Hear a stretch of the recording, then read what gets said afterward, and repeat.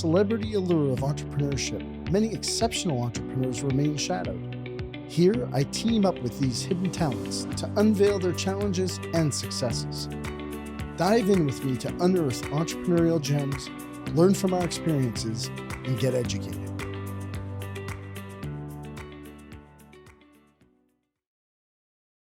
Sam Hazledine, welcome to the show.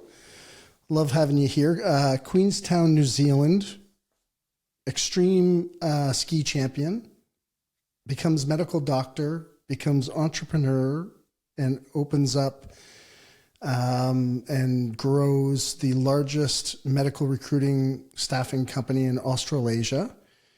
And then you lobby the World Medical Association to include wellness, doctors' wellness, in the Hippocratic Oath. And then tech startup guru. Thanks for being here. Down good. I think, did I condense everything and get it all in? Yeah. Great. Yeah, I mean, I'm impressed. Thank you so much for being here, buddy. I really appreciate it. For the audience, we've known each other 12, 14 years now. We're in the same mastermind group.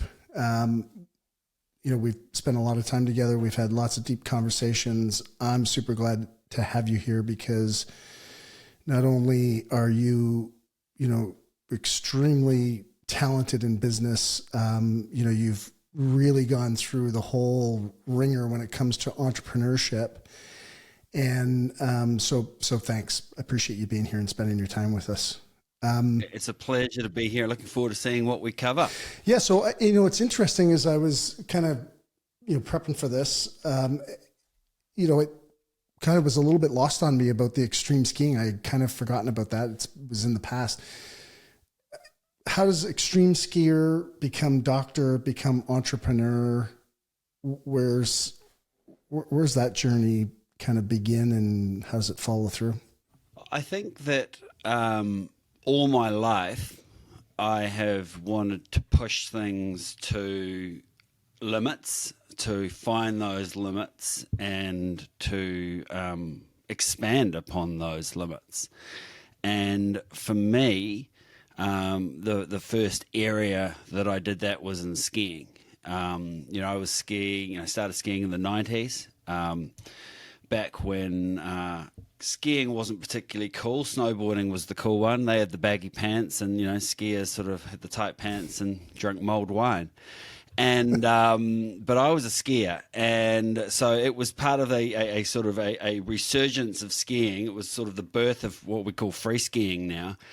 And, we were pushing the limits, and it was an amazing time because there was so much that skiers couldn't and hadn't done, in terms of jumps and tricks and things, that it was a great time to push and see what was possible, but, as an individual.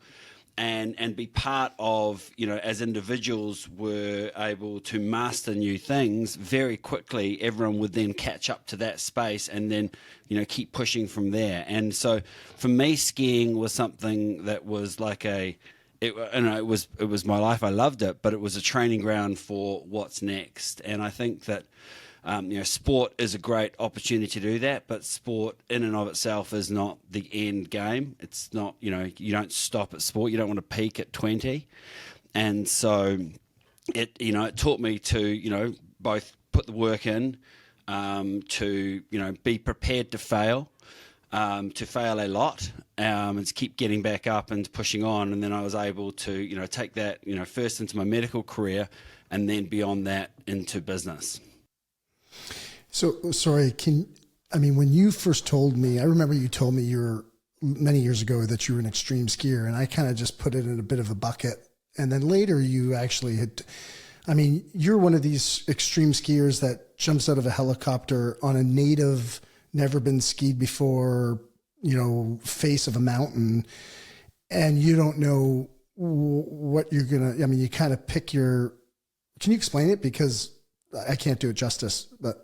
Yeah, I mean, it was so extreme skiing essentially in the backcountry and skiing lines. You're judged based on how difficult the line is essentially, and how fluidly and how quickly you can do it. And so, we'd do, go into places where if you fall, you die.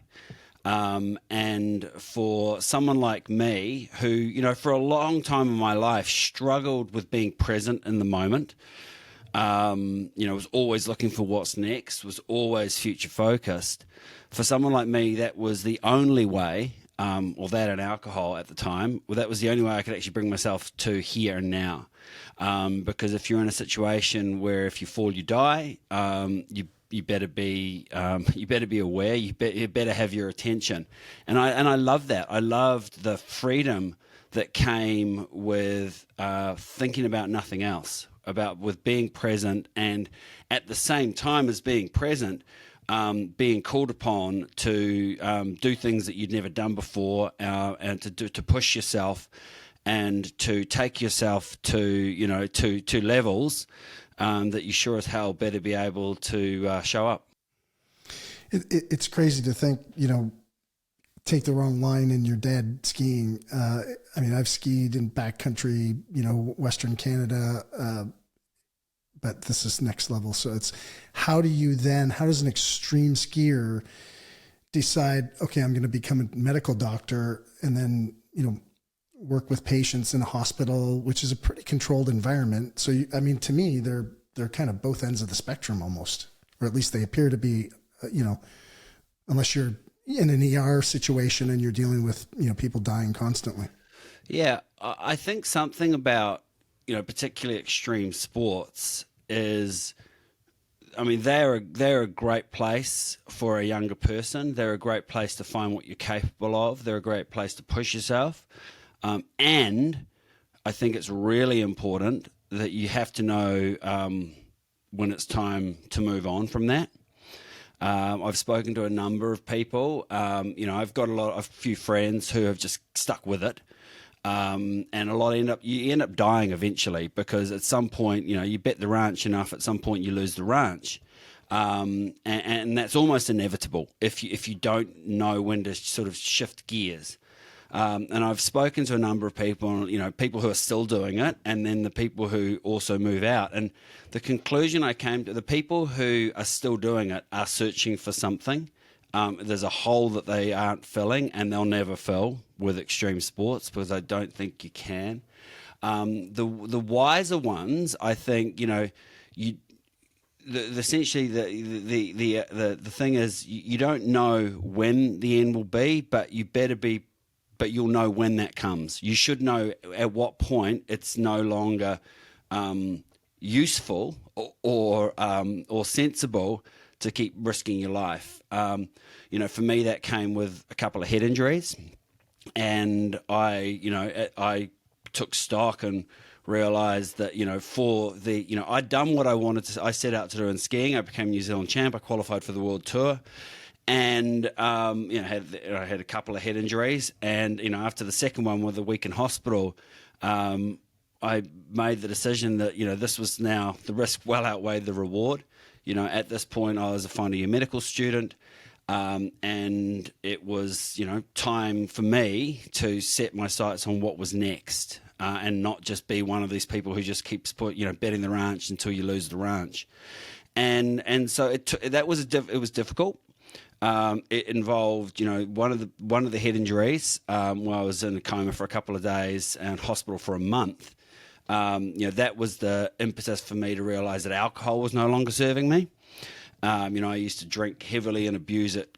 And again, as I said, I looked back on it and I realized it was because I was trying to quiet the mind. And alcohol was one way to do that. Extreme sports was another. So the one head injury, this is while I was at medical school. Coma,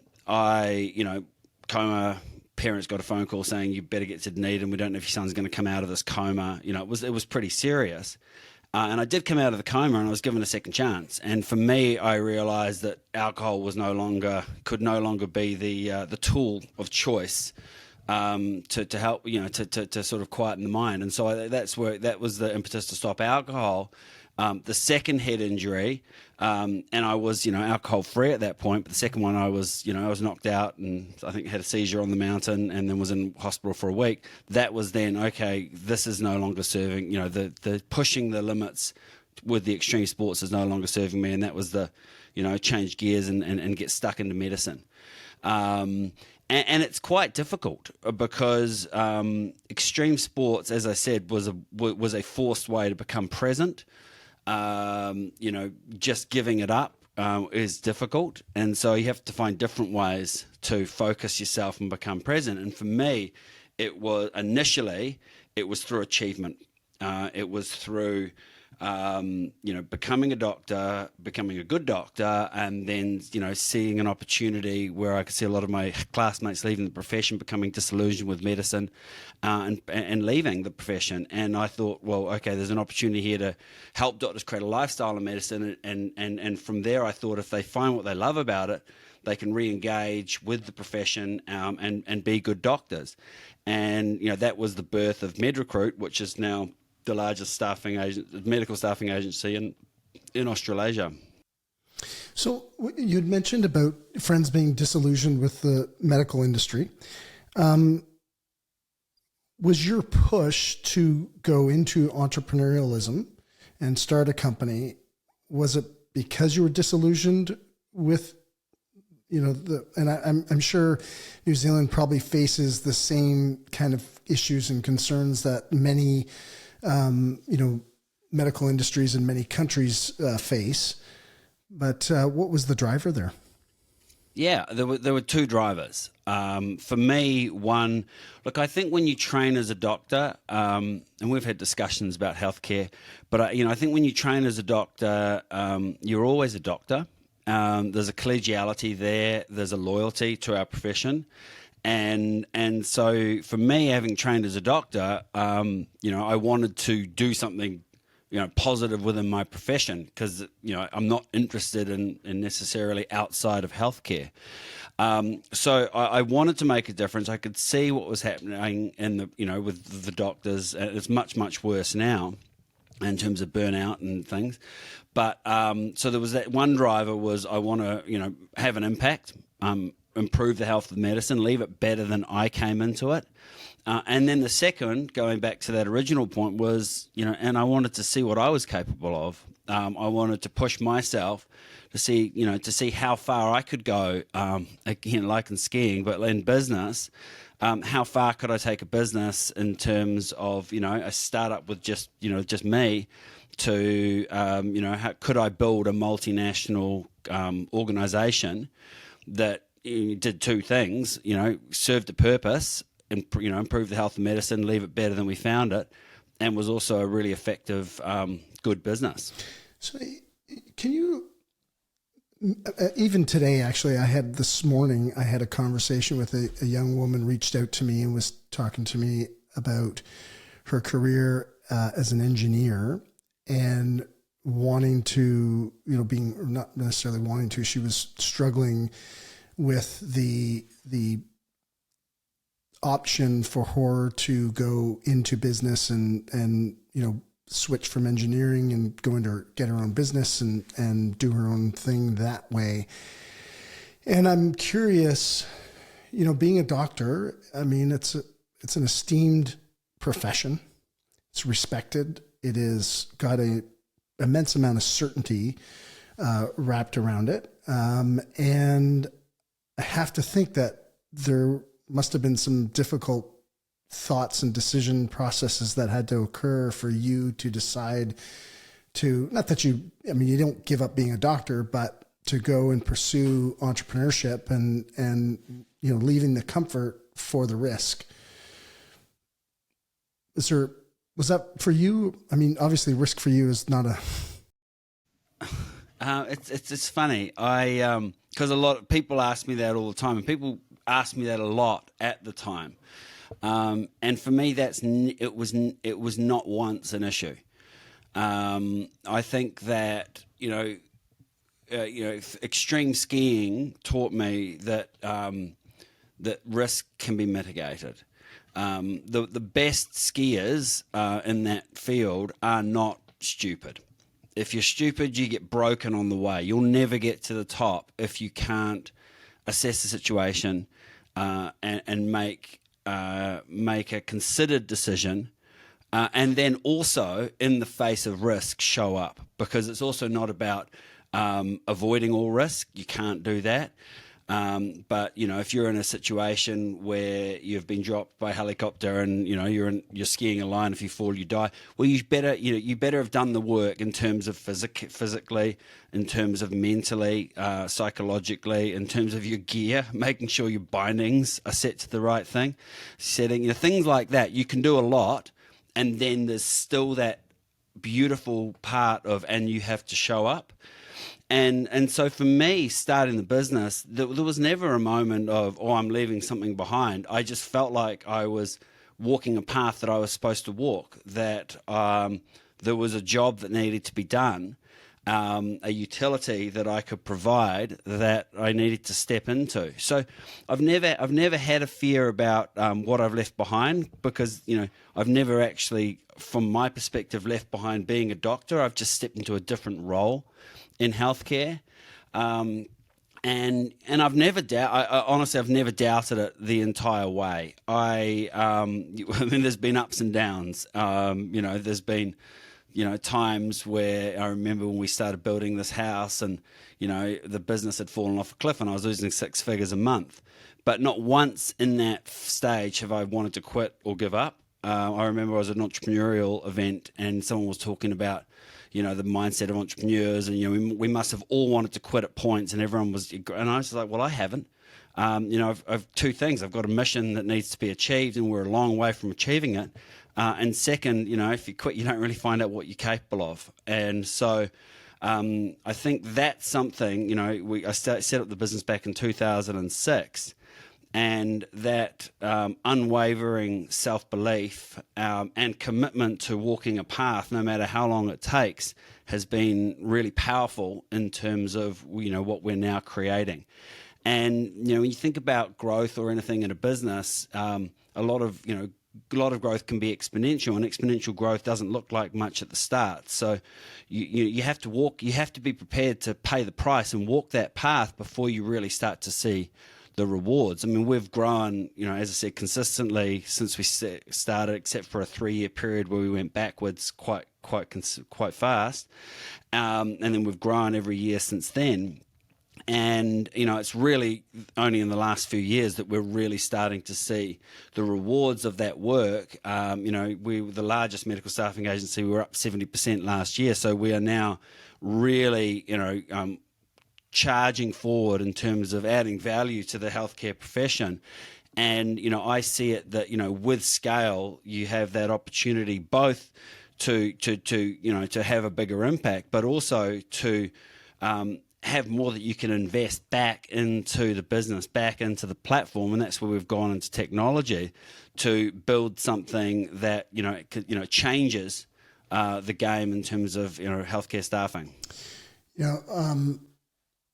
So you talked about, never wanting to give up on business, never wanting to quit. Same way with, the 35 years or more that it's been more than 35 years, but I've never once, I've blown up my bank account more times than I probably want to. I've made unbelievably massive mistakes from a strategic standpoint, staffing standpoints. I mean, I've made them all. But not once. And I've had bad businesses that we've shuttered and moved on to something else. But I've never once thought in my life that I would stop playing this game. Can you just give some perspective? You started basically from scratch. It was a startup. You didn't buy a business. You started from scratch. You get an idea.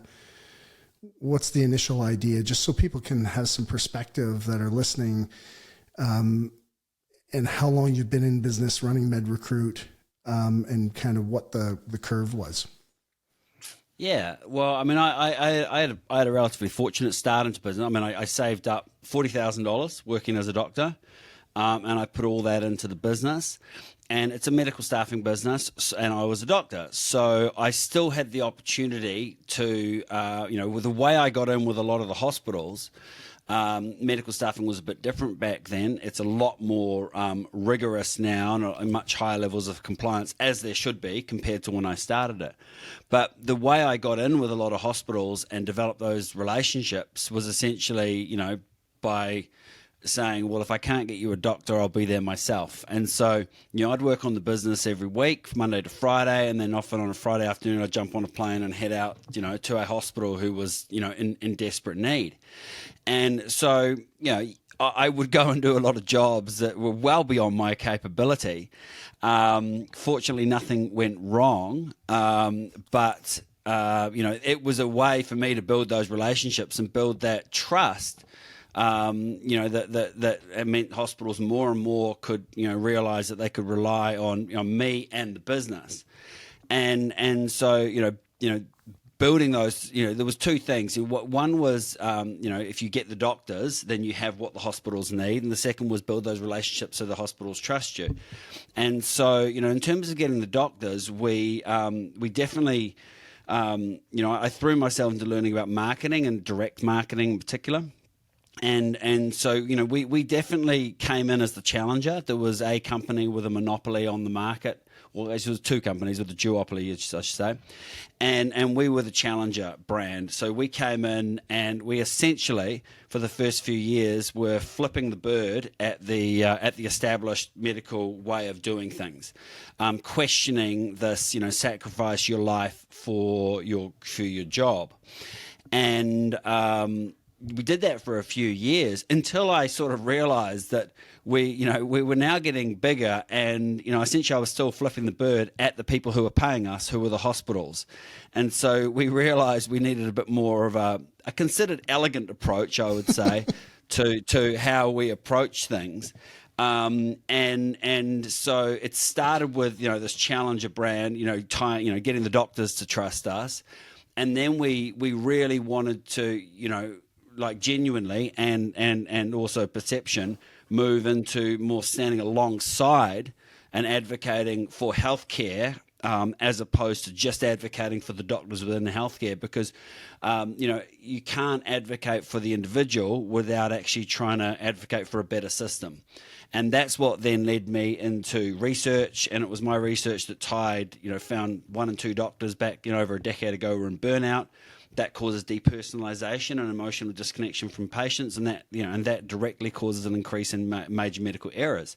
So I tied burnout to errors, and that was when I really sort of got a second head of steam to go, this is no longer okay. I used to call it medicine's dirty little secret, but there's nothing secretive about it now. So I set up MedWorld at that point to advocate for doctors and to continue to research, and I used MedWorld as the platform to lobby the World Medical Association to amend the modern-day Hippocratic Oath Declaration of Geneva to include the health and well-being of doctors.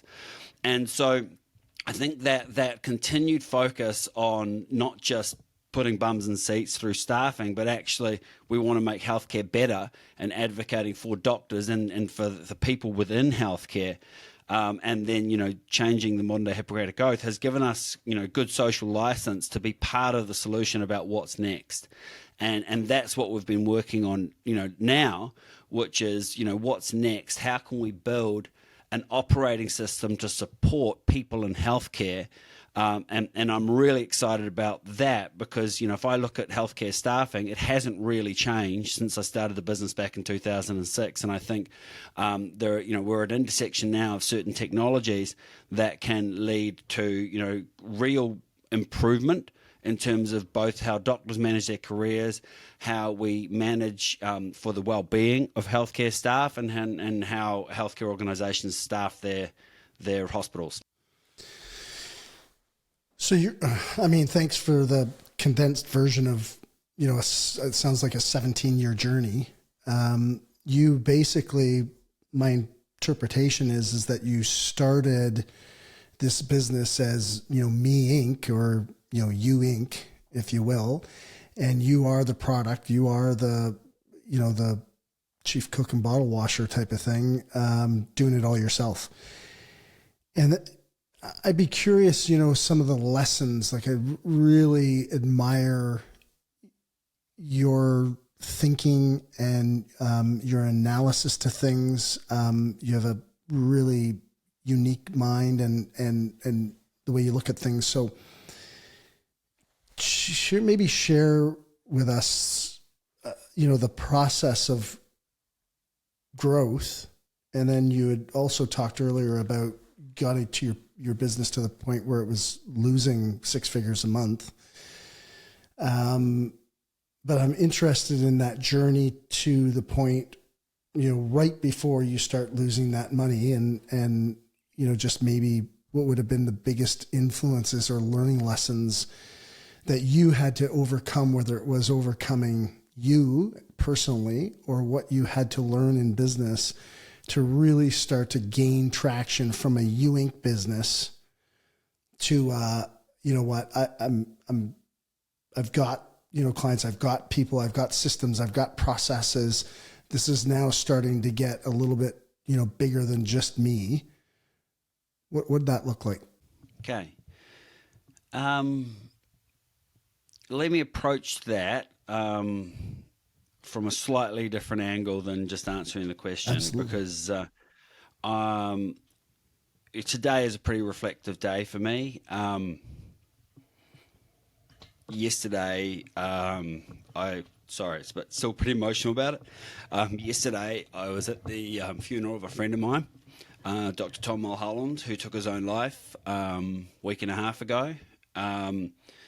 And yesterday on this, the same day, and we knew this was coming, but quite a different sort of way. My uncle, who I was very close to, Sir Tim Wallace, died. And so, it's one of those pause and reflect type of days. And, I was thinking about both these men and their deaths, and, they were, the deaths were world apart. You've got one man who took his own, and he was Dr. Tom. He was the attitude doctor. He was an advocate for mental health. He wrote books on mental health. He was an incredible guy who was trying so hard to make a positive difference. And obviously we don't understand exactly why, but for him it got to a point where he couldn't see that, and he took his life. My uncle Sir Tim Wallace, who passed away yesterday, and I went and saw him last week and said goodbye to him. He died at 85. He lived a long life. He died surrounded by family, and so it was a very different death. It was as far as ways to go, you couldn't really ask for much more. And I was thinking about both these men because they were huge men. They were both well known. They were both visionary pioneers. Dr. Tom was the first person in the world. He set up a company, before its time, before technology was maybe right there, called Dr. Global. And he was the first person in the world to do a video health conference, a video, a consultation over the internet. My Uncle Tim, he pioneered deer recovery. He, had a huge impact in terms of agriculture in New Zealand and also in aviation. They were both men of action. They were both men who just relentless action. They both had families that they loved and cared for. Tom wasn't by himself. He had a partner. He had 3 kids. He had friends. He had people who loved him. Both also had their demons and mental health challenges. Tom went through his pretty openly, but they both had their challenges, and they were huge men who just commanded attention, and people loved them. And then I've been, the reflection is, and what was the difference? Well, the difference was the ability to pull together people, a team to, realize their visions. Somehow Tim was able to do that. He's built, large organizations, who've had huge impacts.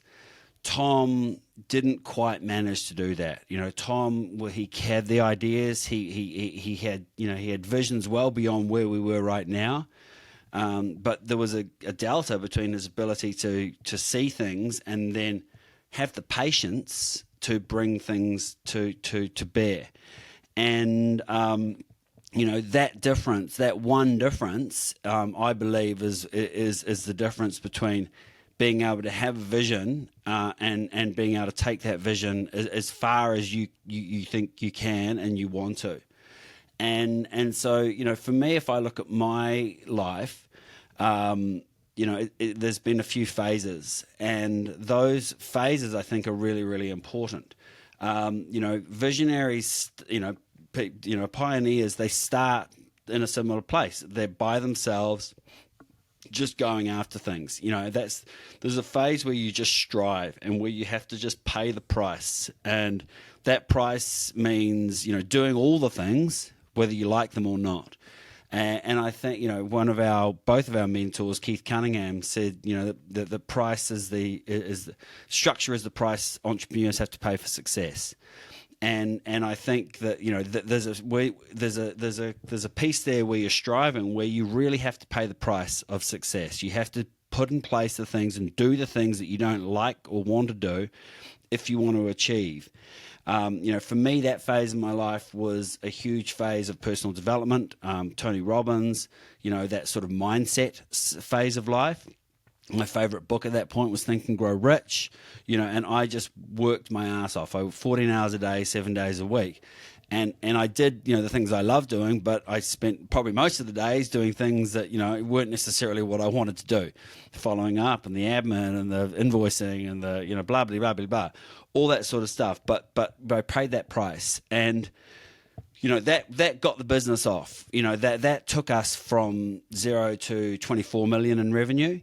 And that took us that far.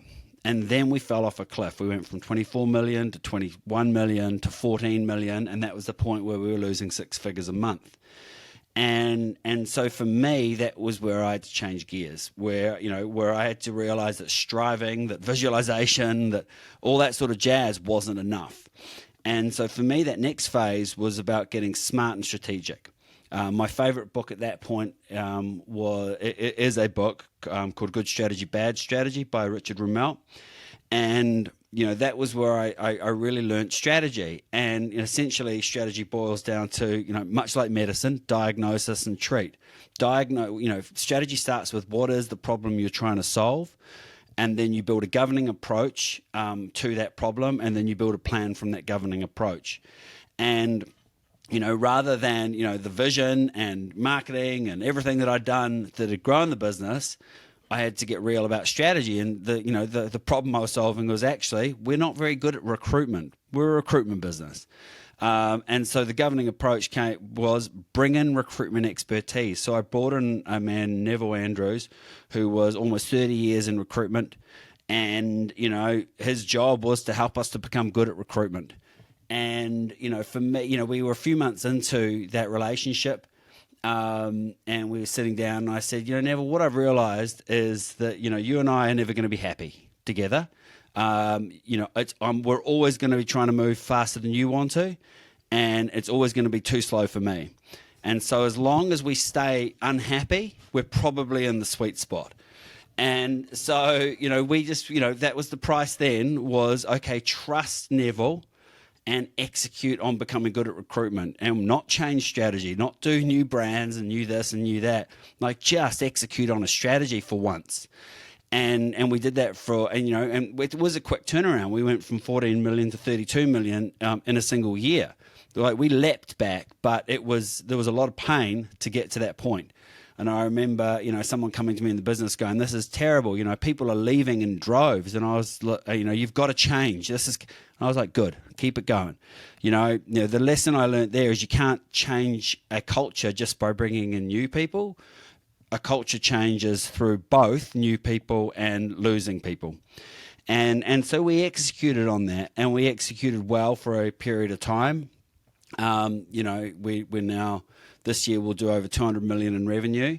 It's a wee way on from there, but it's going well. And then, so that to me was a key part of my business lessons was, okay, learning, that there's a point where, at the start, you just have to do everything and you have to pay the price. But then there's also a point where you've really got to start saying, what can I and only I do better than anyone else?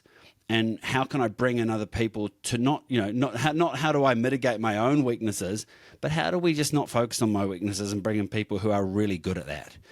And over time, I've put myself more and more in a position where what can I and only I do? Well, my job in the business now is the overall strategy, and it's the vision, and it's bringing that vision to life through the product. I now have a person who runs the business operationally. He's far better. Richard Clark is far better than me operationally at running teams, at executing on the strategy. And we're going really, really well as a result of that combination.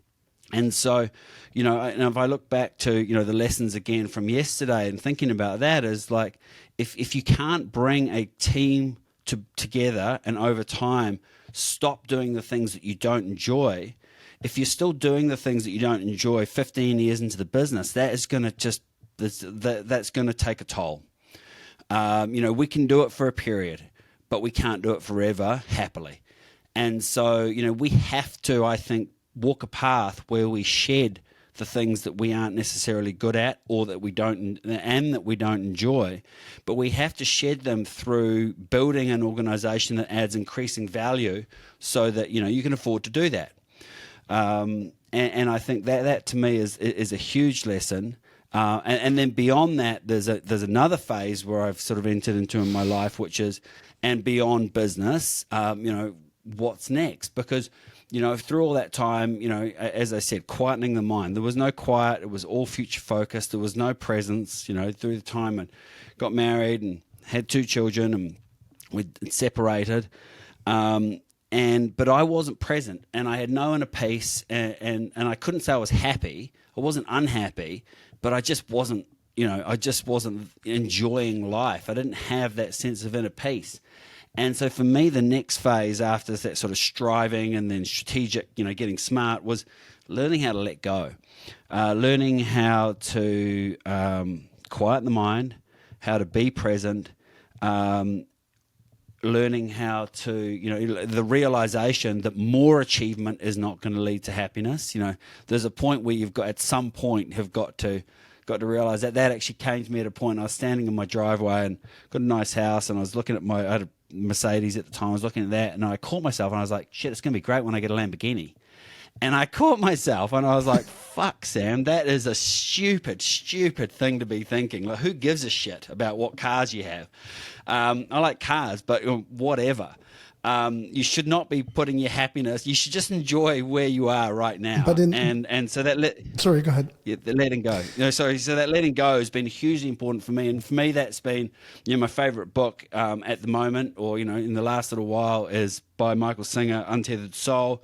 Meditation has been so important, daily meditation now for years, and then going beyond that, in terms of finding those different levels of healing, as I don't know if you talked about that, but through psychedelics and through other areas to find that deeper level where you are okay and have always been okay. You just took the lid off the barrel there, buddy. Like. So first and foremost, and we've talked about this already, but my condolences and blessings to you and to your friends' families, and I mean, God be with them, and so that's the most important. I'm going to try to chunk this down a little bit, but I think I think you brought up a really good point about mental health and the stress and the pressure that entrepreneurs put on themselves to perform, whether whatever their motivation is, whether they're performing for themselves, whether they're performing for the people who are, they believe are looking at them and judging them, or whether it's for their family or their kids or whatever it is. But there is a pressure, out there with entrepreneurs who are, in the situation where they are, a me Inc. type of environment. It's just them, or maybe them and one other person, and they are doing the 14-hour days, 7 days a week. And they're looking, to get past that. And I think you kind of, delved into two things. One, which is there's process and systems, and then there is, and you spoke about this with the skiing, which there's a psychology that, keeps us moving forward. And I think, sometimes, and I'll use another from our mentor, Keith Cunningham, is, we have to put processes and systems and people in place to protect me from me. And so, as a, single entrepreneur with a small business where you were, and you started, and I'm going back to this because I've seen you grow your business to it's a huge business. It's a really big business. And so the beginning, I'm curious, is there a psychology piece for you in there? I guess this would be maybe two points to the psychology piece. One, that, you had to maybe, move your own personal obstacles that were holding you back from growing your business originally, or whether maybe there was not something that was holding you back, but maybe there was some distinctions that helped you realize, that helped propel you forward. That'd be one. And then the second was, that pressure of, having a business, having a young family, and you're all alone and you're doing it yourself. Where did that come into play in the beginning, in the early stages? And I'll get through the life cycle that you've just kind of laid out, but in the beginning, I'd like to just, if you could throw in maybe a couple of real distinctions. Yeah. Well, I think, when you go into business, so everyone goes in with different, hopes and dreams for their business. And so, what's really important is, that my playbook is not necessarily everyone else's playbook, but I can just speak to my playbook. I'm not here to give advice or tell anyone how to live. So for me, I went in being very clear that I wanted to change my industry. I wanted to be a multinational business. And I wanted it to be, both, financially successful, and also a business that I, could more and more do what I loved in the business. So I've been very clear on that. And so, and I think that, again, going back to those lessons with, Tom and Tim, it's quite important that we have that in there, which is, and I want it to be a business that I enjoy working in. Because, what we might be prepared to do at the age of, 28, may not be what we want to be doing at the age of, it's when I started the business of, 44, when I have two daughters.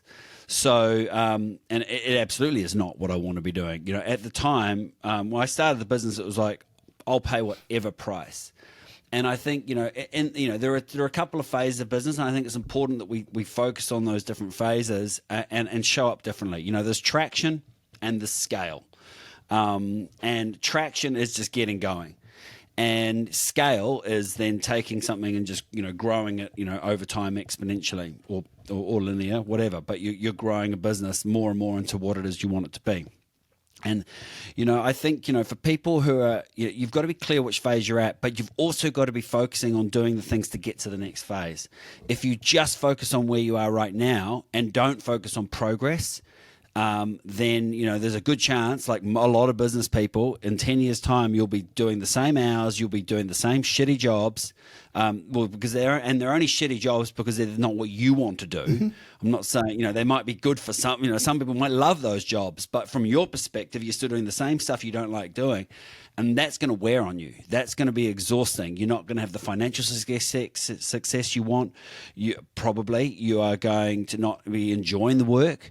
And it's going to take a toll on you and your family from a mental health and from that perspective. You're going to be tired. So you'll be going to get tired. Like it'll wear you down.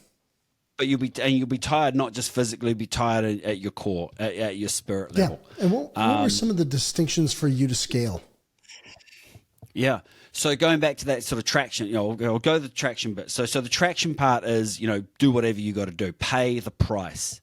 And I think there is a pit there where a lot of people aren't prepared to pay the price. As I said, I work 14 hours a day, 7 days a week. Like, I was prepared to pay the price. I had a bigger vision that was pulling me forward, so I was happy doing it. I wasn't resentful of it at all. But I was prepared to do what it took to both run the business and improve the business so that we could get to that next phase of scale. And scaling more and more. Scale, I think there's a couple of ways you can look at scale. One is scaling, from a customer and a revenue perspective, and that's an important metric of success in a business. Now, you've got scaling from an impact perspective. Again, from my perspective, that's an important metric of success. We recently were, certified as a B Corporation, because we're happy to be held to account for that purpose, as well as from a profitability perspective. But then there's also scaling more and more into the business that you want, the role that you want, how you want to show up every single day. And so, that first bit is do whatever it takes. But make sure that during that whatever it takes, you are also prioritizing the steps that are going to take it to the next phase, so you can then more and more scale it on those three areas and do more and more what you want to do. And so for me, that scale phase, as I speak to Neville, was find the very, very best people to do the roles that you can afford. And my business now, I've got over 200 staff. We can afford different people. We can afford real specialists. But you can't do that at the start. You've got to find more generalists, and you've got to you've got to mitigate for that generalist and help them and encourage them and help them to grow. But that's just a reality. When you have a business of, say, 10 or 20 people, or you can't have a full executive team. You're not going to have a CFO and a COO and a chief product officer and a chief people officer. You're not going to have all that. You just can't. But that's, for me, is why I always wanted to scale, because I always felt that if you could retain entrepreneurship and have the resources from a financial perspective, from the people perspective, that's how you really multiply your impact. And so I think going back to that, it's like pay the price, but also make sure you prioritize what's going to take you to that next step. And then for me, that next step, a really key important part is, continue to refine and keep clear on the vision, and then bring in the people who can do the things that you aren't the best, that you aren't world class at. And the more and more you can do that, the more and more that vision comes to life. And the more and more you get to do what you want to do and show up how you want in the business. I love it now. I love my role in the business, and it's doing better than ever. Like, it's really good. Leveraging other people who love the things that you aren't necessarily the best at is so important. Yeah. So when you were talking there, one of the things that I was thinking about and reflecting on was, one of my stall points, my personal stall points in moving my business from a, kind of a me Inc. or, a few people to larger scale, was my ego, and my need for certainty that, well, if I don't do it, it's not going to get done properly. And so I really found that I had to remove that mentality and that, thought process in order for me to get to the next level and grow and start to scale, because until I got rid of that psychology, there was just no scale, because I was the one that was really ultimately holding it back. Did you have any of those? Well, absolutely. So one belief that I had, which was wrong, was no one's going to, the whole belief was no one's going to care about the business as much as me. Well, that part's probably true. But this part that wasn't belief is, and therefore they won't do as good a job as me. And so, similar to you, because I cared so much, because no one was going to care about the vision to the extent that I do, I thought therefore the jobs aren't going to get done as well. That was incorrect. Someone doesn't have to care about the vision at the same level as me to be far better than me. at, sales or marketing or accounting or operations or administration, or there are a whole lot of things that they can do with a skill set that is far better than mine, and they might care 50% as much on the vision as me, but that's fine. So that to me was a realization when I got to that a few years into the business. I found myself going, I just can't let go. And I sort of did that sort of, deeper thinking about it. And, that realization was actually, if they're really good at their job, they can do a far better job in all of these areas. And my job becomes, fielding, keeping clear on the vision, and fielding the right people to, realize that vision. What do you think? I know you've done some business coaching as well. You've done some different programs, boards, that kind of stuff, small groups. What do you think are the core things? I know some people who just can't get past this stage. They've got unbelievably, fantastic ideas about how to meet a customer need. They have process, but they cannot get the business to grow bigger than themselves. If you were talking to somebody who had that problem in their business, what would be the 2 or 3 things that you would warn them or advise them to consider or think about as they move forward? It's a good question. I think there are probably, at the moment, I've got 2 areas that I'd focus on. I may come up with another. I mean, the first, as you've hinted and talked about, the first is the psychology of that person. What ceiling do they have in their head? What limiting beliefs do they have around delegation, around building a team? There is a hot, about around themselves and their own abilities. So there's that psychology. As related to that psychology is, actually, where are people overestimating themselves? Because I think, so often, as you and I have both done, we've overestimated, how effective we might be in certain roles. And so you've really got to take essentially an account of your own skills and weaknesses, and then quite systematically look about, not just necessarily, if you can't afford it, then you've got to improve on them. You've got to do your best. But if you can afford it, it's like actually systematically bringing in people to mitigate those weaknesses. But the second area is around strategy. I've always believed that, I should be focusing on areas or markets that are big enough to be worthwhile, but are small enough for me to monopolize. And so if all I can do is create a Me Too product and be head to head with, similar people, where there's no network advantage, or there's no moat that I can build, then that's a hard business. No, you're forever going to be chasing business.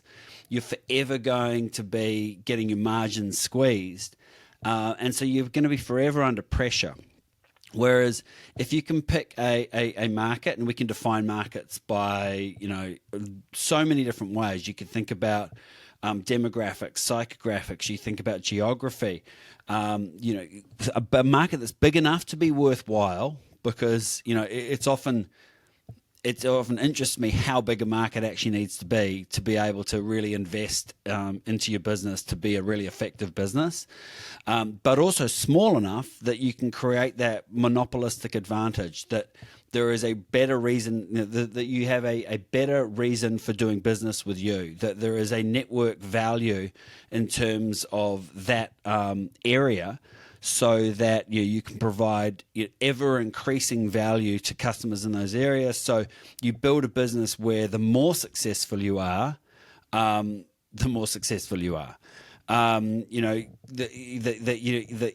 You can actually, the bigger you become, the more advantageous you are to your clients. Well, and yeah. No, I was just going to ask, I mean, it's really, those are 2 really phenomenal pieces that I've not really heard before. And I'm curious, if you were to size a market, is there a size that you like? A $50 million market, 250 million, $500 million.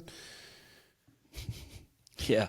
And maybe, that might change depending on how big your pockets are or how long you've been in business or that kind of thing. But it's if you were talking to somebody who's kind of really not starting out, but they're struggling and they're trying to identify a market. Okay. So I don't think my answer to that is relevant. I think that because it comes down to aspiration, it comes down to what price you are prepared to pay, and it comes down to risk appetite. And this is why I'd be hesitant to give an answer or give my answer to that. I remember someone in board of directors who I was, essentially chairing their board, and she had this incredible piece of IP. We built her a plan that was, a very executable, scalable plan to grow that business. Quarter after quarter, she came back and just hadn't done anything about it. And it was about 3 quarters into it that we sort of just took stock and said, what's the actual problem here? And we realized that we were building a business the plan that I'd created for her was what I wanted to do, which is what I would want to do with that, which is build a business, scale the shit out of the business and become less and less reliant on me. And whereas actually what she wanted is she loved doing the work and she wanted a team of people around her so she could just do more and more of the work that she loves. Completely different from what I want in a business. Right. So for her, the total address or the total market that she could go after would be much smaller than what I'd want to build. I need a business that can, have a few hundred, I need a market that can support a few hundred staff so I can have a full executive team with, high skill levels in every single department. And so I need a market to go after that's, total market of more like $500 million to $1 billion. But that's why I say that. But that's what I want to do. Whereas you could define, but I didn't start wanting that market. We as a business, we continue to redefine what market it is we're going after so that we can continue, to grow and add value. But I started with a much smaller market that I'm going to try to really go deep on. And so that's the answer, I think, is what's a market you could, and again, it comes back to as well the strategic point, and there's a spreadsheet part to it. And I think this is where a lot of people fall over, is they don't actually build a spreadsheet to go, what is the size of the market? What's it going to cost me to go after this market? What are my margins and how much money can I make out of this? And is that enough to support what I need to reinvest back in the business to grow to that next phase? And I would say the majority of small business owners don't have that level of clarity, because what I generally see is when you get that level of clarity, most people realize that they're smoking crack. That they were just building a business on hope and hoping for the best, and actually the market that they're going after was either way too small to support what it is they were trying to do, or way too big for them to actually make inroads into, or there's a fundamental issue in terms of how they price and how they build margins. That means the bigger they grow, the less money they're going to make. There's some real basics that you actually have to be able to go, I've got a vision, I've got a strategy, and is there a spreadsheet that says my strategy is a good strategy or not? Because, finance, money is one of, it's the lifeblood of business. And if you're not making money, you can't pay your staff, you can't pay yourself, and you can't reinvest back into become a more, valuable business in terms of enterprise value, but also in terms of the value you bring to your customers. And so, those would be the two areas: psychology, and then really getting clear on, is the strategy backed by numbers, or is it just, have I been smoking the crack pipe? That whole piece about the female business owner, it's really important for people to understand, what type of business owner are you? What role do you want to play in the business? Are you, I know Tony talks about this at Business Mastery, and I'm not sure if it's his or if he he's gotten it from somebody else, but it's the artist leader, the manager leader, or the entrepreneurial leader. And you clearly like to be the entrepreneurial leader. You want to be focused on vision. You want to be focused on, creation and not necessarily the hands-on implementation. You probably want to guide the creative process of implementation, but you really don't want to get into the weeds of knuckling this thing out and trying to make the machine run as efficient as possible, which would be a manager leader. And it sounded to me like this girl was the artist leader. Like she wanted to do more of what she loved to do, which is what an artist likes to do. Yeah, absolutely. Her center of mass was artist. Absolutely. For me, it's an artistic entrepreneur. My right-hand man now, Richard, he's a managerial entrepreneur. So he's the perfect entrepreneur to lead the business from a management and an execution perspective, combined with my sort of visionary, artistic, which is, we're really diving into the problem that we're trying to solve for the doctors for healthcare and how our solution will play out as a result of that. So that's why it comes. You've got to go back to who am I and what role do I want to play, and hopefully what I like is also what I'm good at.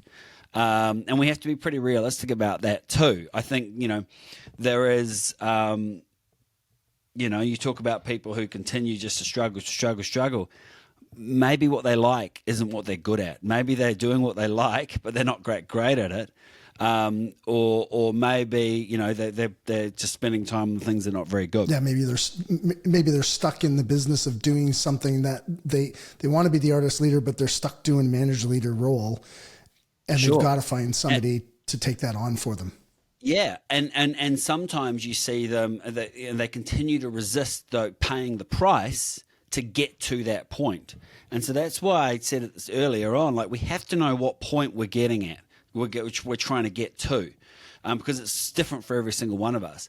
And then if we have to pay a price along the way, which is doing the things we don't want to do, as long as we're doing that with clarity of mind so that it's moving us a bit more and more and more towards that point that we want to be at, that's kind of the key. This is one of the things that I wanted to make a distinction, and it's not a pause, but I wanted to really, emphasize this point where one of the things I love most about the game of business is that business is a compilation of relationships that are executed, a million times a day, every day, 365 days a year. And the distinction that I wanted to point out here was that in business, what we were talking about right now of being lost in your role or, not putting an effective strategy in, this shows up in parenting. It shows up in, your own personal life. It shows up in your intimate relationships. We get stuck in roles like as a parent feeling like, well, I got to be the bad guy, or I've got to be the, you get to be the fun guy. Like there are relationships and there are, family dynamics and there are things happening, whether you own your own business and you're working for a company. You could take what we just spoke about here, which I think was an incredibly, important point, about, being stuck and knowing who you are and what it is that you want is so critical. And to the point about the spreadsheet, like having a spreadsheet, having a strategy that helps propel the whole process forward, and you can take, this is what I love most about businesses. And I say this to our management team all the time. And I will so often use an example in business, but then try to relate it to how it could be happening in their personal life. And so I just wanted to stop and just make that distinction. Because as you were explaining that bad grammar, but stuckness, that point where you get real stuck and don't know your way out is really happening everywhere for people. Yeah, it's an interesting distinction, isn't it? And there's some similarities and there's some core differences, to building a business and being a parent, let's go with, or your own personal health, for example. And, the similarities is, again, that sort of how can I do more and more of what I and only I can do. So running a household, for example, I don't clean, I don't do my own laundry, I don't mow my own lawns and stuff, all those things I can pay, someone to do so that I can, be a present dad to my kids, take them to their horse events, be it all they're important and they're little unimportant things. To me, that's what I need to do, or what I want to do and what's important for me to do. And then there's also the distinction is, and there's always going to be things you don't want to do and there's a price you have to pay, because you can't outsource being a parent to the same extent that you can build an executive team. You can't build an executive team to raise your kids, is my personal belief. You can't sub the job out to a nanny and a tutor and you have to show up. And so there's also, there's things that I don't necessarily feel comfortable with. But how can I lean into that discomfort, and whether that's being, I as a parent, not trying to be your kid's friend all the time. There's some uncomfortable conversations I have to make. How can I be a bolder parent? There are things that you can't just outsource, and same with your health. No one else can do your own sit-ups. Those little machines that you stick onto. Yeah. I know. I've bought all the bullshit as well. None of them work. You actually just have to do the frickin' work. Right. But you know what I mean? So there are some similarities, which is that mindset of actually how do I shed the things that impact what I and only I can do. And then I think that what I and only I can do is a bit broader when it comes to parenting or personal health than it is in business, where you really can build an executive team to do a lot of it. Yeah. No, it's true. Obviously it's not exactly the same, but so I wanted to draw us back. We have not even gotten to the point of where you're losing the money. And the business gets to, I think the number was 24 million, if my memory serves me correct. And it falls, I think you said, down to 14. And then you go back up to 32. I might be a little bit off there, but, and not necessarily so much on the strategy side, but, obviously something happened. Decisions were made, something happened. Maybe the environment changed. Competition filtered in, bad execution on strategy, whatever it was, and I think this is the thing when you're in business is you can create a plan and try to execute it. And sometimes you don't know if it's a bad plan, or it could have been a good plan and bad timing, whatever. Yeah. Or, what got you here is not going to get you there. And that was it for me. I was very good at marketing. Challenge a brand, challenging the status quo, doing things differently. We had a thing called Dare Dr. Sam. Doctors would, on our website, vote for me to do things. And so I'm, skiing across the lake in a leopard print G-string, things like that. They would just get me to do stupid shit. And I was good at market. I was a good marketer, and I was good at building relationships with the hospitals. And because I was a junior doctor, the doctors trusted me. That grew us. We grew on the back of brand positioning and marketing, like really relentless approach to marketing, and that got us to a point. And then it got us to a point where then that was no longer going to keep working. We're now a big enough business where we actually have to be quite good at what we say we're going to do, and that's when we fell off the cliff. And so the next phase for me was not to throw out the marketing, because we continue that, and that's always been a strength. But the next phase was operations. How do we get really good at operations, at executing on the promises that we make in our marketing? And so that was a multi-year phase just to really get good at that. And then for us now, the next phase now is innovation and product and technology. And so it's, again, we're not throwing out operations. We're building on top of that. So for me, my journey's being get really good at different phases, and then there's a point where, and that's not going to get you there. And so acknowledging, and obviously when we fell off a cliff, I acknowledged it far too late, and it was one of the most stressful times it was the most stressful time in my business career, because we're losing a lot of money. We're going backwards. We just sort of poured the concrete on this house. And I hadn't actually lined up debt from the bank, because I was like, I'll make money. Don't worry, we'll be fine. And so it was a rather stressful period. And so, but again, it's like, we have things that we're good at, and we have things we aren't good at. I'm good at marketing. I'm good at brand. I'm good at positioning. I'm not great at operations. And that got to a point where that was then the massive limitation. So I had to bring someone in who could then do that. And then we now have chief product officers and chief experience officer. Like, we are now really focused on building really good tech product. Again, I'm not a tech product expert. I can feed into it. I can help field the right team, but then I've just got to keep them focused on what we're aiming at, improve the health of medicine, and get out of their way. So in today's environment, rising interest rates, slowing demand, still difficulties with getting product and distribution.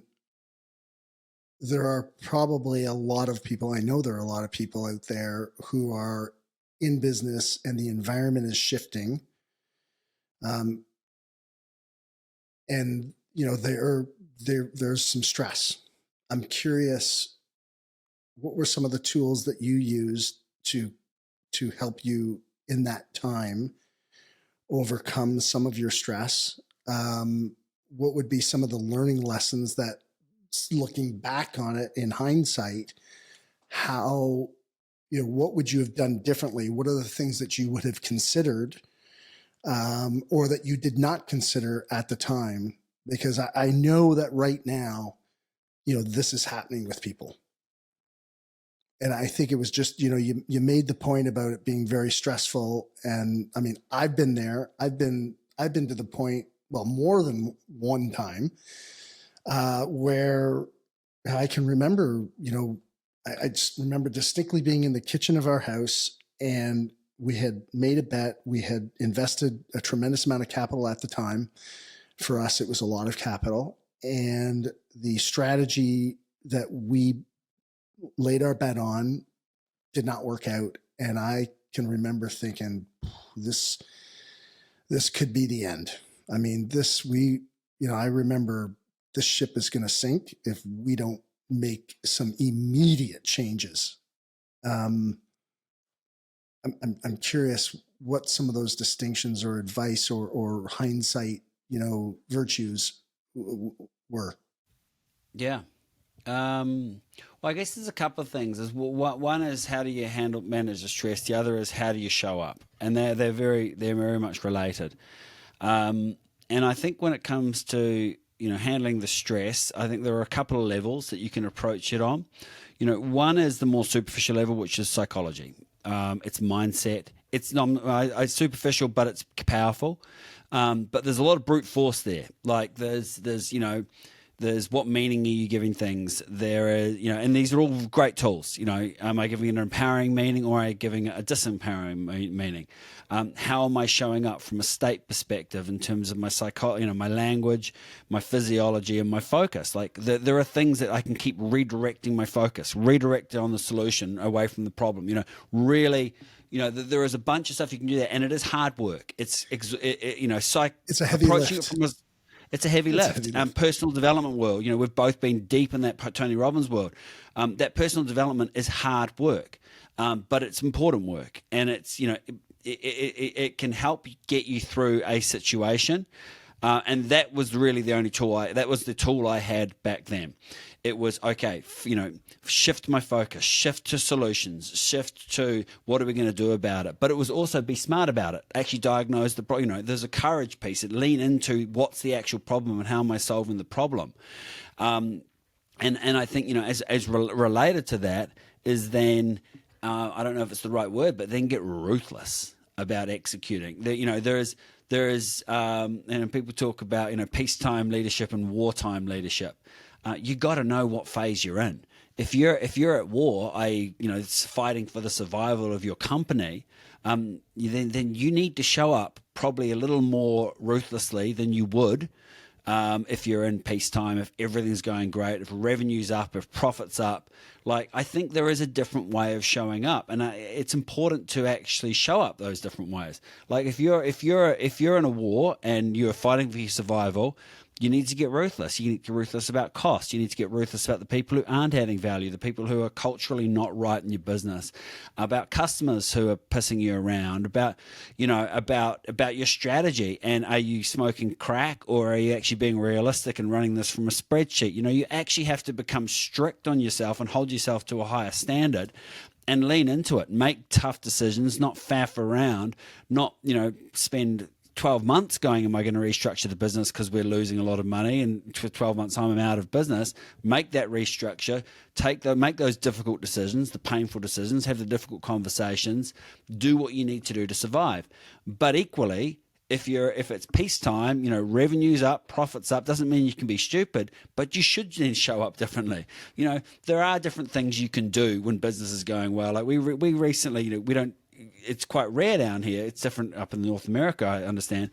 But, because we have a good, well, not Canada, actually, you're different. It's different from America. We have a great public health system here, but we recently implemented private health insurance for all of our, staff. Why? We can. Let's do good things for the people. Would I implement, a $300,000 cost if we were, losing money and backs to the wall? And of course I wouldn't. So I think, there's a psychology piece where there's a brute force heavy lift, and you just got to do it. Whether you like it or not, whether you feel good about it or not, you have to do that brute force heavy lift, focus on things that matter, give things an empowering meaning, execute and go at it. And then be relentless and strict about, and also, from a strategic perspective, diagnose the problem, build a good strategy that's based on a spreadsheet, and then execute the shit out of it over time. Don't just sort of execute it for a little bit and then get caught up in another thing. Entrepreneurs, have this shiny penny, that shiny penny. Execute over time. That would be the one piece. But the thing I would also say is there's a much deeper level of fulfillment that can be achieved when you start focusing more on your spiritual growth. And for me, unlocking that, mindfulness has been really important. Meditation has been really important. Seeing thoughts for what they are. Thought that you've got your thoughts, your mind, and your consciousness, and being actually aware of those different areas. Not getting caught up in the thoughts necessarily so much. Meditation. And then, as we know, finding different levels of healing through, psychedelic healing, things like ayahuasca, psilocybin, done in the right setting, legally, in the right places. It can be hugely beneficial in terms of finding those areas of healing that you needed, that you never knew you needed. And for me, that's been really important to get out of the brute force heavy lift of managing my psychology all the fricking time. And, for me, that's been really important too, because prior to doing, the meditation and that psilocybin healing and things, it's been very hard to create space between achievement and self-worth. My achievement is very much related, my self-worth has been very much related to my achievement, but just creating some space to go, it's not everything. It's not all of me. Yes, it's something that I've done. It's part of who I am, but there's me beyond that. And, that's where I've been of late getting into much longer sort of half-hour breathwork meditations, which really allows me to tap into that, more consciousness, deeper part of myself. And that for me has brought, immense amounts of inner peace and joy, in fact, or, not necessarily joy in the last, this last week, but actually being able to feel those emotions in a more healthy way. And so, things are difficult. We're being called to step up. And, it's important, I think, that we actually think about how we step up so that we can do it effectively. At the time, so I'm, obviously I know you, but I, just gleaned from what you said there, where it was, at the time were really, personal development focused. And sounded like there was some, later learnings on the spirituality side of things, which we have shared, we have a lot of shared journeys in spiritualization and, going down that road and learning and growing in a different way. At the time, I wanted to, get back to the heavy lift and the almost a burden of being the personal development, storybook kind of fairy tale story of like, I'm going to accomplish, I'm going to conquer, I'm going to kick ass, which is, it's very, it's very influential right now on in social media. You see it everywhere. And I'm not being derogatory to it. I think it is very important. There are a lot of people who need that. And there are a lot of people though, who are stuck. And it sounded like, you were stuck in there until you found a different path. What were the feelings of being stuck and trying to propel yourself through it? And what were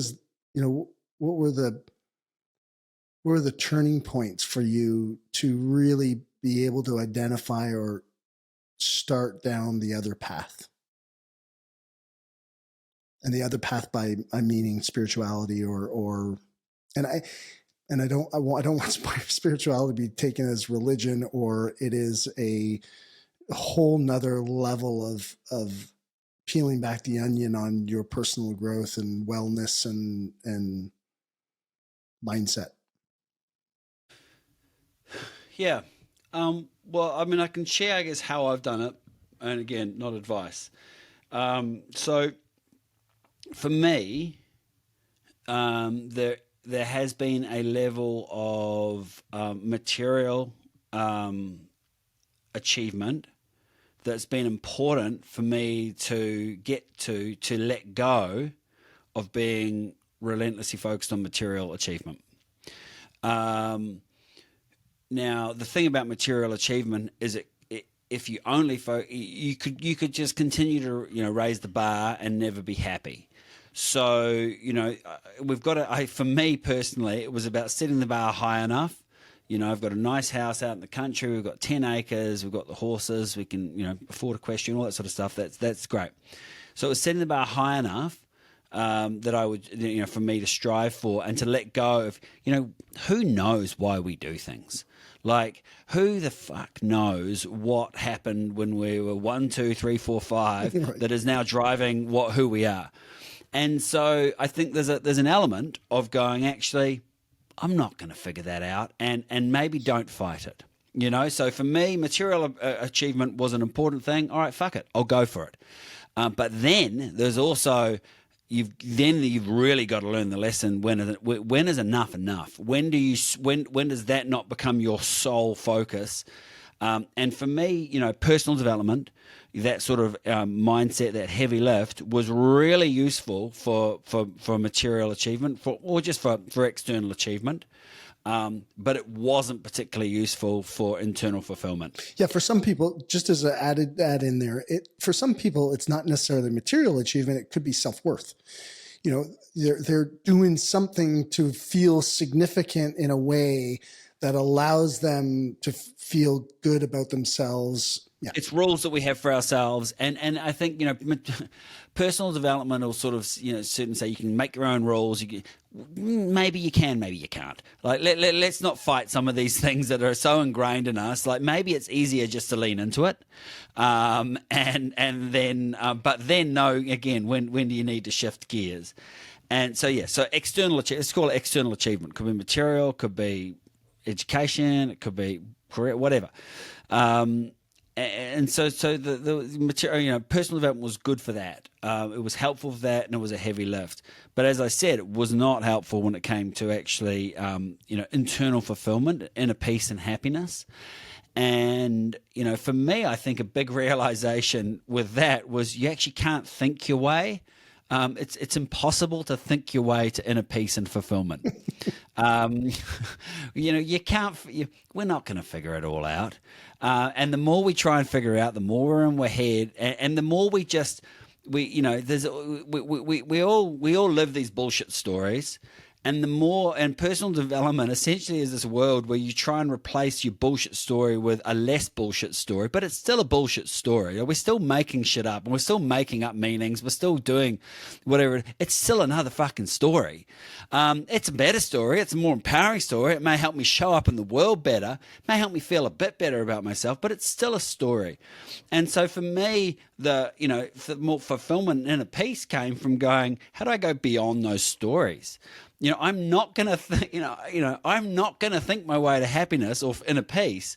If that is therefore the case, I've exhausted that one to the point from the inner peace and the happiness perspective. Then it's like, okay, how do I not be, completely caught up in my thoughts?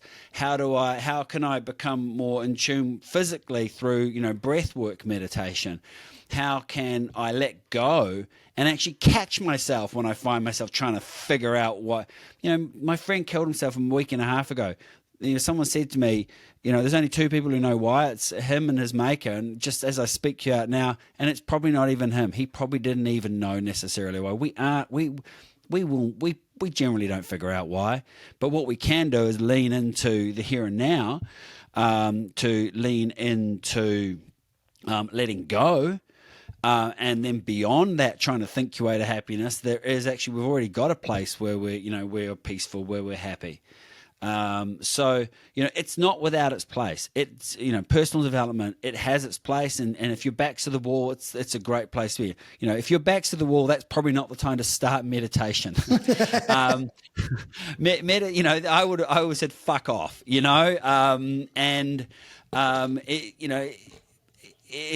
there's some of these tools are useful if you've been doing them for a while. They're not useful if you just start them when you think you need them. I haven't missed a day of meditation now for about 3 years, because it is so important for me to maintain that, that equilibrium, and that feeling of inner peace. Now, it doesn't mean that my mind isn't still a fucking raving lunatic. It's just that I am able to see that it's a raving lunatic and not attached to all the lunacy all the time. Of course, I get caught up in it at times, but there's space to go. The thoughts and the things are not necessarily me. And through meditation, it happens all the time. You're like, how the hell am I continuing to come up with stuff? And what I've realized through meditation is my mind is always trying to make things better. So no matter how good my life is, I'll be in meditation. I'll start to think about what I can do better, what development I can do, what this. Right. So, okay, great. Acknowledge that it's doing that, but just don't feed it all the time. Yeah, don't hold on to it and don't blame it. I laughed earlier when you started talking about, I forget what the comment was, but when we talked about inner peace and happiness. And you can't think your way to happiness. Well, you can't think your way to oh yeah, that's what it was. You can't think your way to happiness, because I laughed because you were on the phone call when this goes back a few years, where we was talking and I said, I need more fucking joy in my life. with such a level of anger. It was beautiful. It was angry joy. Yeah. And so, because you're right. I didn't understand. I mean, same, I had kind of a couple tools in my tool belt, which were, power, empowerment, personal development, drive, determination, courage, dedication, all that stuff. I mean, Tony Robbins, you can write your rules and write what you mean. I mean, it's like, I didn't find that particularly useful because, you can write your rules, but you don't believe them. Well, to an extent. Well, and I think, and maybe you could train them, maybe you can, but at the end of the day, it is a tool in your tool belt. And when like you said, when your back is to the wall, trying to meditate your way through it may not necessarily be certainly can't be the only strategy.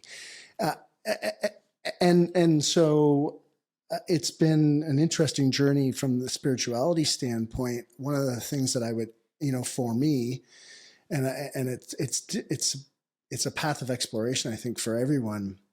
But for me, one of the things that I had to do was, come to terms with loving my wretched self.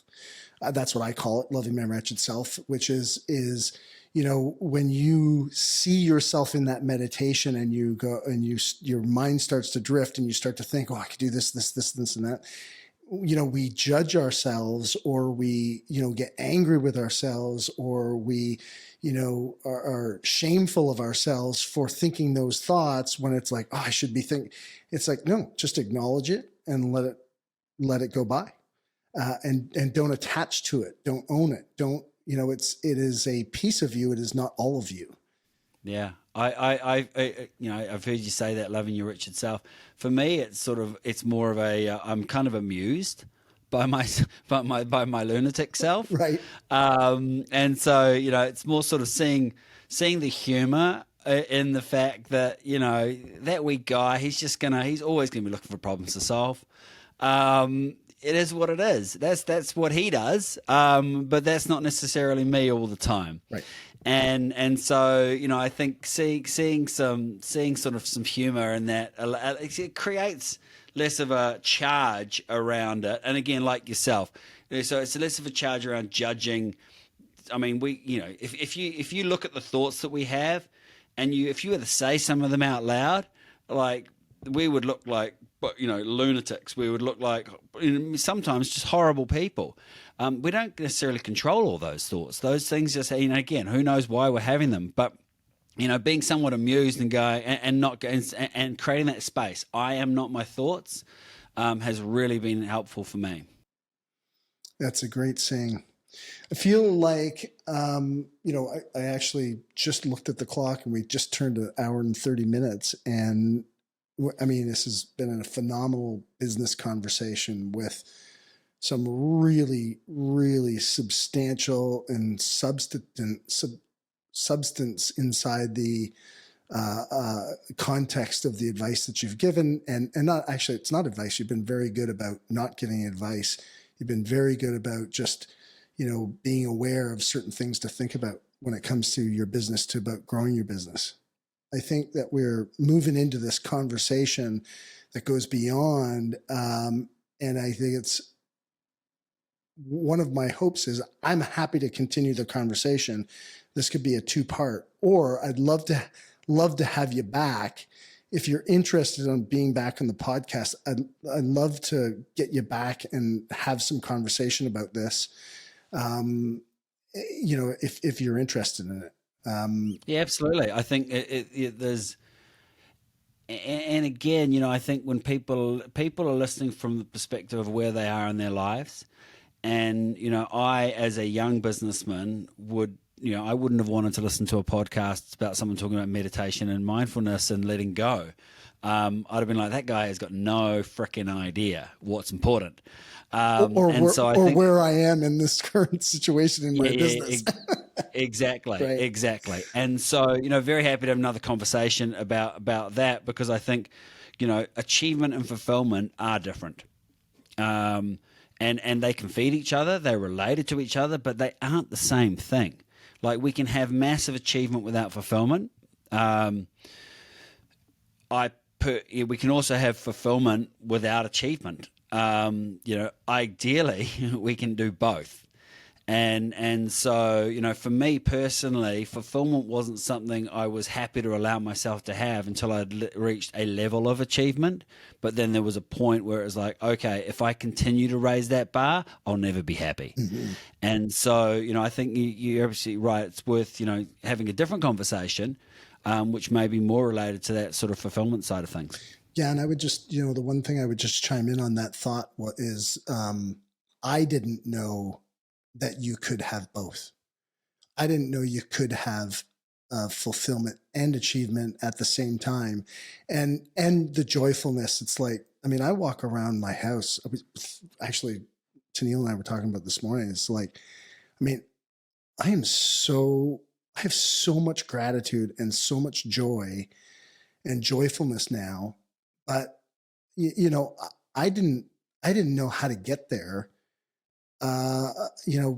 10 years ago. I probably not sure I knew how to get there 5 years ago. I think I was kind of on the move towards it, but I think it'd be an interesting conversation.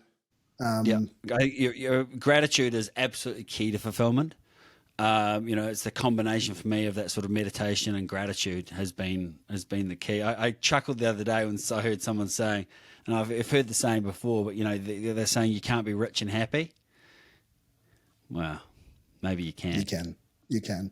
And I'll just, we'll end it on this gratitude piece, because that's what maybe we'll bring you back to do. And I would actually like to spend more time talking to you about what you're doing with this breathing, because I know it's been phenomenal.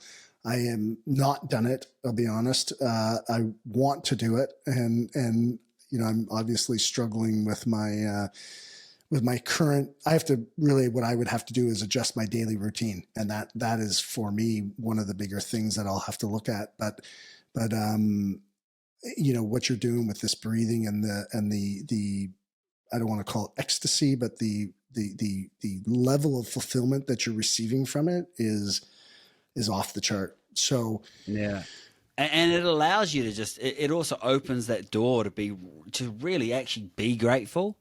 I think in personal development, there was write down what you're grateful for and say it every, but I didn't feel it. And I think you've got to open that door to really feel it. My daughter, Zara and Flossie, I love them more than anything. My partner, Julia, I love her so much. Ernie, my dog, they're all these, where we live, what the life we've created, going to horse events and things. I can just appreciate it now in a way that in the past, I just wasn't there and I wasn't happy. So I think it is worthwhile. But we all have our own journey to get there.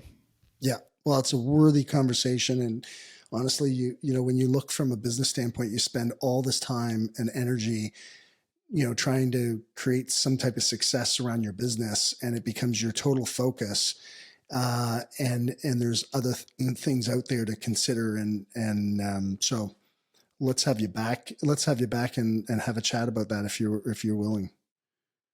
Buddy, thank you so much, Sam. Where can people find you if you want to be found? Yeah. I'm pretty happy. I'm not really looking to be found. But I'll post every week. I post my musings. So they can follow me at Dr. Sam Hazledine. That's S-A-D-R, obviously, SAMHAZLEDINE. Dr. Sam Hazledine on Instagram, or Dr. Sam Hazledine on Instagram, or Dr. Sam Hazledine on LinkedIn. I'll post my thoughts, I'll post my musings. But yeah. Heard your interview with Kurt Cronin. Incredible guy, incredible interview.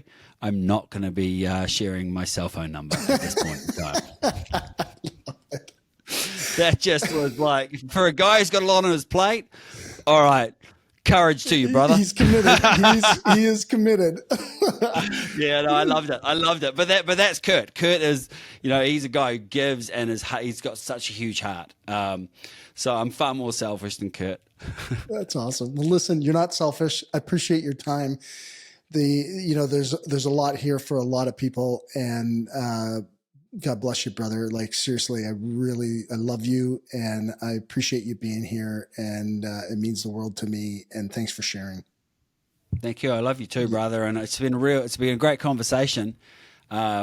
you know, about things that we necessarily haven't discussed, even though we've known each other for a decade. Right. So it's been a real pleasure, real privilege, and yeah, very happy. Looking forward to round 2. Well, and that's why I'm doing this thing, because it's like, as long as I've known you, you know, there's a lot of this stuff we haven't talked about. So it takes things to a different level. So appreciate you, brother. Thanks, mate. Thank you Appreciate so it. much.